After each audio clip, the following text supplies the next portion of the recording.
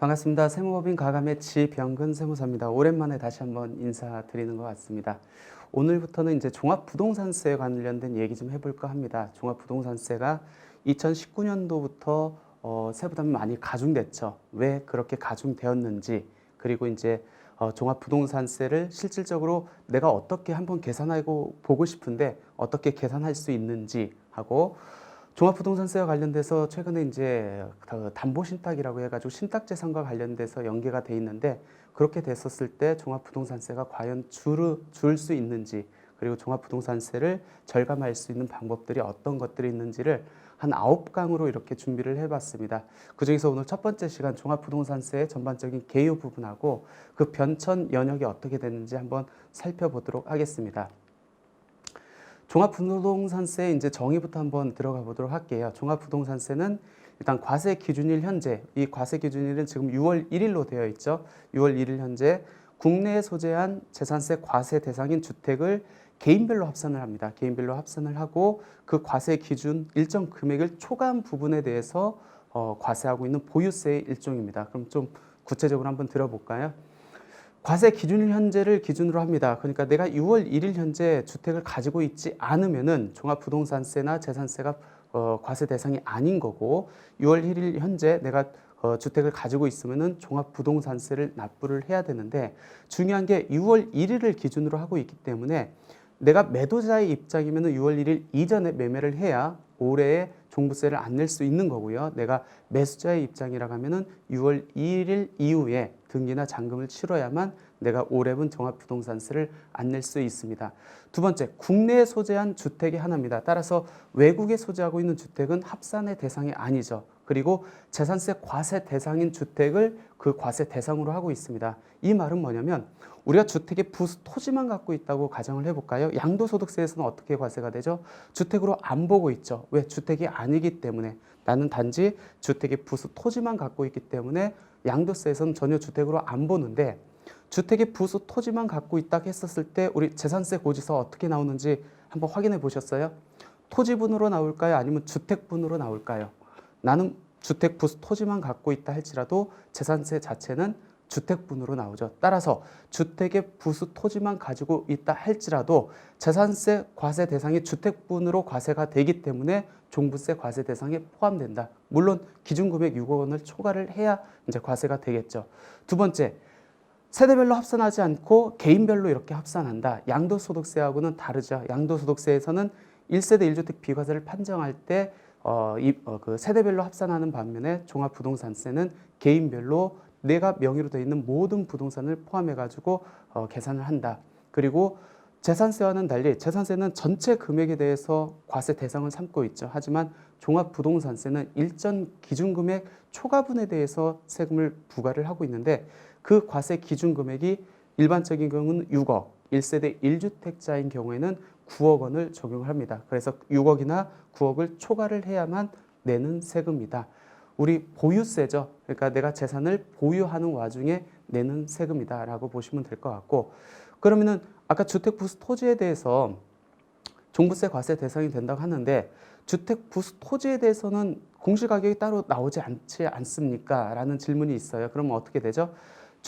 개별주택 가격은 주택 건물분하고 부수 토지분하고 합해가지고 계산이 되죠. 그 전체적인 주택 공시가격을 주택 건물분하고 주택 부수 토지 시가표준액하고 안분을 하게 되어 있습니다. 그 안분된 금액을 갖고 6억 원이 넘느냐 넘지 않느냐 여부를 판정하시면 될 것 같습니다. 그럼 종부세 신고 납부는 어떻게 합니까? 재산세와 마찬가지로 내가 알아서 납부하는 세목이 아니고 정부에서 고지서가 나오죠. 언제 나오죠? 재산세 같은 경우에는 7월 달에 한 번, 9월 달에 한 번 이렇게 나오는데, 종합부동산세는 매년 12월 1일부터 12월 15일까지 납부를 하도록 되어 있습니다. 따라서 보통 11월 중순 정도에 종합부동산세 고지서가 이렇게 댁으로 이렇게 날라오고 있습니다. 물론 원칙적으로는 정부부가 세목임에도 불구하고 신고 납부 세목으로 내가 신고도 별도 할 수 있다라고 보시면 될 것 같고, 세금 부담이 크면 분납할 수 있는 제도가 있습니다. 보통 통상적인 세목에서는 그 분납을 하려면은 1,000만 원이 넘어야 되거든요. 그리고 분납 기간도 2개월밖에 이렇게 안 줘요. 하지만 종합부동산세는 이번에 더욱더 그 대상을 넓게 했습니다. 즉 250만 원이 넘으면 나눠서 낼 수 있다. 통상적인 세목은 2개월밖에 분납을 못하는데 이번에 세법을 개정해가지고 6개월 이내 납부를 할 수 있다. 아마 올해 이제 종합부동산세가 이것저것 해가지고 세부담이 많이 가중되는 식으로 법이 개정되다 보니까 그거를 염두해서 이렇게 개정해 놓은 것 같습니다. 그리고 종합부동산세는 항상 그 납부세액의 20%가 농어촌 특별세로 납부를 해야 된다라고 보시면 될 것 같습니다. 그래서 아까 분납 가능하다고 했는데 분납 금액이 250만 원에서 500만 원 사이면은 그 반을 나눠가지고 1차를 250만 원, 그 다음에 2차를 250만 원 초과분으로 나누고요. 500만 원을 초과한다. 그러면은 반 나눠가지고 납부세액의 50%를 1차 12월 15일 날 내고, 그 다음에 나머지 부분을 6개월 되는 시점 그 납부 기일까지 이렇게 납부하시면 될 것 같습니다. 종부세 변천 과정 한번 살펴보도록 하겠습니다. 종합부동산세는 2005년도에 도입됐죠. 그때 노무현 정권 때 이렇게 도입을 됐고, 도입 당시에 많은 논란이 있었습니다. 내가 6월 1일자로 주택을 가지고 있는데 재산세를 내고 있는데 또 무슨 종합부동산세라는 새로운 세목을 신설을 해가지고 또 납부를 하게 하느냐, 이중과세 아니냐, 또 가혹적인 세금, 징벌 세금이 아니냐라는 부분도 해가지고 여러 가지 문제점이 있었는데 어찌됐든 도입이 됐습니다. 도입할 당시에는 지금처럼 개인별 합산과세 방식을 였고 과세 기준 금액도 지금보다는 3억 원이 높았습니다. 그래서 9억 원의 과세 기준 금액으로 도입이 됐고 세율은 3단계였어요. 그러니까 1%부터 해서 3%까지 3단계 누진세율로 도입됐습니다. 도입할 당시에는 기준 금액도 높았고 개인별로 합산과세 방식이다 보니까 세부담이 그렇게 크지 않았는데 도입하고 그 연말에 2005년도 말에 세법을 개정했습니다. 그래서 2006년도에는 세부담이 가중되도록 법이 개정됐죠. 첫 번째, 개인별 합산 과세가 세대별 합산 방식으로 바뀌었습니다. 그러니까 당연히 세부담이 늘 수밖에 없었고 처음에 도입 당시에 과세 기준 금액이 9억 원이었는데 이거를 3억 원을 낮춰가지고 현재처럼 과세 기준 금액을 6억 원으로 낮췄습니다. 그러니까 당연히 세부담이 늘 수밖에 없었죠. 그다음에 세부담도 세율은 그대로 있는데 단계를 3단계에서 4단계로 그 누진세율로 체계로 바꿨습니다. 이렇게 도입되다가 개정되다가 2008년도에 헌법재판소에서 위헌 판결을 받습니다. 위헌 판결을 받으면서 이 종합부동산세가 대대적으로 개정이 됩니다. 개정이 되면서 종합부동산세 부담이 상당히 줄게 되어 있습니다. 그 개정된 내용이 첫 번째가 종합부동산세 인별로 과세해라. 그동안 세대별로 과세를 했는데 인별로 바꿔라. 두 번째는 1세대 1주택자에 대한 혜택이 없다. 따라서 1세대 1주택자에 대한 혜택을 만들어라. 그래가지고 과세 기준 금액이 6억 원이었잖아요. 그래서 당초에 그 처음 도입됐었을 때 과세 기준 금액인 3억 원을 얹어주는데 모든 대상자에 대해서 3억 원을 얹어주는 건 아니고 1세대 1주택자에 한해서만 3억 원을 얹어줍니다. 그리고 그 1세대 1주택자에 한해서만 내야 될 세금에서 일정 부분 세 공제 깎아주는 제도를 만듭니다. 그래서 1세대 1주택자 중에서 고령자, 나이가 어느 정도 이상인 그 사람이라든지 아니면 오랫동안 보유한 사람에 대해서 일정 납부세액에서 일정 금액을 공제해 주는 제도를 신설하게 됩니다. 그리고 세율도 0.5%에서 2.0%로 하향 조정했죠. 그리고 단계도 5단계의 누진세율로 변경을 했습니다. 하다 보니까 2006년도부터 2008년도까지 납부한 종합부동산세를 비교했을 때 위헌 판결을 받고 세법을 개정한 이후에 세부담이 상당히 줄 수밖에 없었습니다. 그러니까 큰 부담이 없었죠. 그렇게 10년을 끌고 왔습니다. 끌고 오다가 작년에 2018년도에 또 대대적인 종합부동산세에 대해서 개정이 일어났습니다. 세부담이 늘어나는 방법으로 개정이 되다 보니까 올해 아마 2019년도 종합부동산세가 다들 걱정이 되시는 이유가 여기에 있습니다. 그 첫 번째 개정 내용이 뭐냐면 공정시장가액 비율이 상향 조정됐습니다. 우리가 이제 계산 구조에서 좀 더 구체적으로 살펴보겠지만 시장가액 비율은 우리가 과세 표준, 즉 세율을 적용하기 전 단계 그 과표를 정책적으로 경감시켜주기 위해서 적용하는 정책적 비율이라고 보시면 되는데 그동안에는 공정시장가액 비율의 80%를 적용했습니다. 근데 그 80%를 앞으로 5년 5%씩 증액을 해가지고 2020년도 가서는 100%를 2022년도 가서는 100%를 적용하겠다는 겁니다. 두 번째는 세부담 상환율을 인상을 했습니다. 세부담 상환율은 뭐냐면 전년도에 내가 냈던 보유세, 즉 재산세하고 종합부동산세 합한 금액에 그동안에는 150%만 내, 그 초과되는 금액은 공제해 줄게 라고 했었거든요. 근데 그 150%를 세분화했습니다. 그래서 일반적인 경우에는 150%를 내도록 되어 있는데 조정대상 지역 내 2주택자는 200%, 그 다음에 주택수가 3채 이상인 사람은 300%를 내라고 변경이 됐습니다. 당연히 세부담이 늘어날 수밖에 없겠죠. 예를 들어서 2018년도에 내가 재산세하고 종합부동산세를 1,000만 원을 냈습니다. 그러면 기존의 150%만 적용하면은 맥시멈으로 내야 되는 금액이 1,500만 원이죠. 하지만 앞으로는 내가 조정대상 지역 내 2주택자다. 그러면 200%가 적용되기 때문에 2천만 원을 내야 되는 거고 3주택자 보유자다. 그러면 300%를 상향 조정했기 때문에 3천만 원 한도 내에서 세금을 내야 된다는 그 결론이 따릅니다. 하기 때문에 세부담이 상당히 늘 수밖에 없다. 마지막으로 세율이 인상됐습니다. 그리고 세율이 인상됐는데 이 세율이 인상됐음에도 불구하고 조정 대상 지역 내 2주택자하고 3주택 이상 중과 그 보유자는 중과세율을 적용합니다. 여기서 말하는 중과세율은 뭐냐면 이번에 이제 세율이 변경된 게 작년까지는 5단계 누진세율 0.5%에서 2.0%였는데 올해 이제 6단계 누진세율로 개정이 됐습니다. 그래서 0.5%에서 2.7%인데 여기에서 플러스 알파, 즉 0.6%에서 3.2%의 조금 더 높은 세율을 적용하도록 개정이 됐습니다. 우리 재산세와 종합부동산세가 거의 비슷하죠. 6월 1일을 가지고 주택을 가지고 있다고 했었을 때 재산세도 내야 되고 종합부동산세도 내야 되는데 어떤 관련성이 있는지 한번 살펴보도록 하겠습니다. 우리가 주택을 보유하고 있으면은 그 보유한다는 것은 6월 1일자로 보유하고 있으면은 첫 번째로 주택 소재지에 있는 지방자치단체장이 우리 전체 주택 가액에 대해서 7월 달에 한 번, 9월 달에 한 번 재산세를 부과를 합니다. 이거는 이제 지방세로서 부과하는 거고요.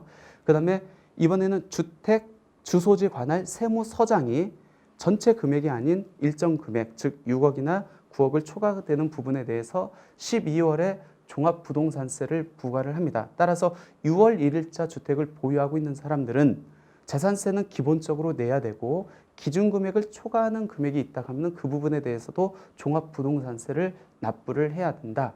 그럼 똑같은 일자 6월 1일이라는 과세 기준일 현재 똑같이 내고 있는데 이 재산세와 종부세의 차이점과 그다음에 공통점은 어떤 게 있는지 살펴보도록 하겠습니다. 공통점은 그거예요.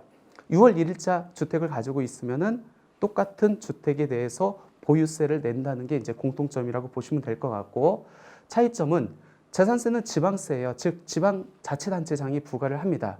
그리고 물건별로 과세를 하고 금액이 일정 금액을 초과하지 않아도 전체 금액에 대해서 이제 무조건 과세하고 있습니다. 그리고 납부 기한이 7월하고 9월 달로 되어 있습니다.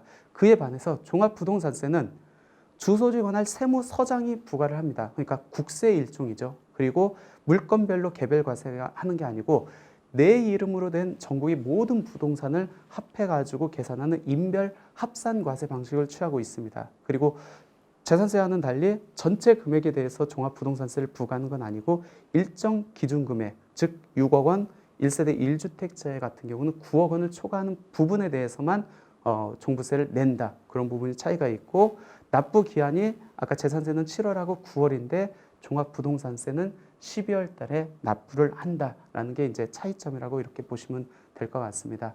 오늘 종합부동산세 개요 Q&A 몇 개 보고 오늘 강의 마치도록 하겠습니다.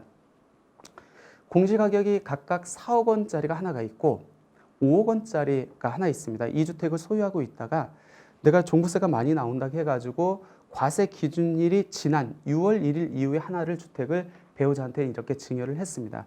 그럴 경우 언제부터 종합부동산세가 배제가 될 수 있습니까? 라는 문제거든요. 종합부동산세는 항상 6월 1일자를 기준으로 합니다. 6월 1일자를 기준으로 하기 때문에 만약 6월 1일 이후에 증여를 하든 양도를 하든 뭐 기타 방법을 통해 가지고 명의를 분산한다 할지라도 6월 1일 이전에 해야 되지 이후에 하면은 그 이후 분은 내년부터 종부세가 인별로 계산된다. 즉 6월 1일 이전에 명의 분산을 해야만 당해년도 종합부동산세와 재산세가 각각 나눠서 고지가 된다라고 보시면 될 것 같습니다. 오피스텔도 종합부동산세 과세 대상에 해당되나요? 많이들 이렇게 질문하시는데 우리 종합부동산세 과세 대상 납세 의무자는 이렇게 규정되어 있어요. 주택분 과세 대상 납세 의무자에 따르도록 되어 있습니다. 그러면은 주택분 재산세에서 오피스텔이 주택분으로 과세가 되면은 당연히 종부세도 주택분으로 과세가 되겠죠. 우리 재산세 같은 경우는 현황과세를 따르도록 하고 있습니다. 공부상 어떻게 되어 있는지에 불문하고 실제 그 오피스텔을 어떻게 사용하는지에 따라서 재산세가 과세 방법이 틀려지거든요.